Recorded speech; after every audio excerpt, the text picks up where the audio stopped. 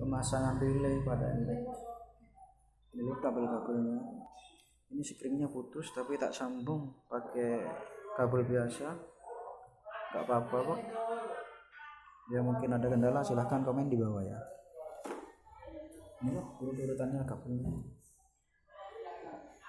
Presernya bisa tak ganti, saklar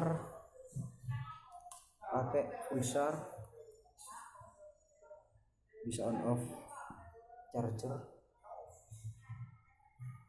voltmeter. Ini jalur kabelnya ini ke aki lebih aman, soalnya pakai screen. Kalau yang biru ini saya untuk memutuskan jalur lampu kota yang belakang biar mati juga loh. Nah ini pemasangannya ini sangat rapi.